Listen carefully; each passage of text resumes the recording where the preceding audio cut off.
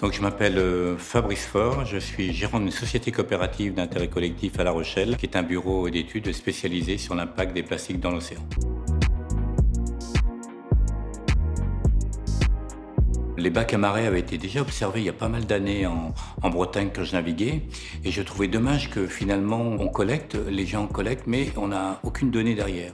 L'idée de la mise en place d'un réseau donc de bacs à marée, c'était justement de pouvoir garder la mémoire de tout ce qu'on trouve sur le littoral. Alors c'est d'autant plus intéressant, c'est que c'est des gens comme vous et moi, qui passons sur le littoral, on sait par une application qu'il y a un bac à marée qui est là, et si on voit que le bac à marée il est plein, on le signale. Derrière, il y a une entreprise d'insertion qui va récolter ces déchets, les quantifier, les qualifier.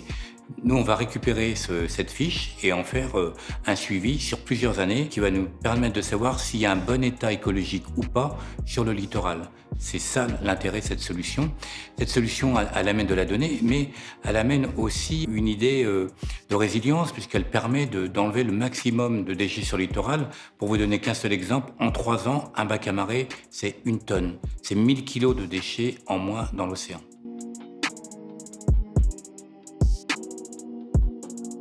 C'est les citoyens eux-mêmes qui ont besoin d'être acteurs du changement. Et être acteur du changement, c'est quand je vois un déchet, qu'est-ce que j'en fais? Et aujourd'hui, on s'est rendu compte que pas mal de citoyens avaient demandé aux mairies d'avoir une solution type bac à marée. Et du coup, c'est les citoyens qui ont fait la pression auprès des élus.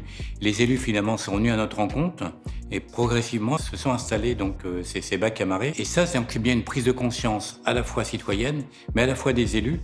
Et encore une fois, on revient sur une solution probante, intéressante. Le changement aussi, c'est que, et ça c'est pas bon signe, c'est que les déchets sont de plus en plus petits. C'est-à-dire qu'on a de plus en plus de déchets fragmentés. Des déchets qui sont de plus en plus longtemps dans la mer, qui se fragmentent, qui sont abîmés. L'autre changement aussi, c'est qu'on a plus d'informations sur les plastiques.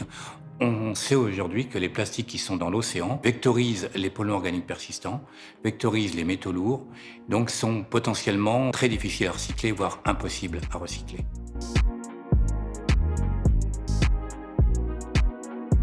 Ça alimente parfaitement notre connaissance, ça nous permet d'ajuster aussi notre façon de se positionner. Ça sert à tout ça, un sommet comme ça, donc c'est pour ça qu'on y est.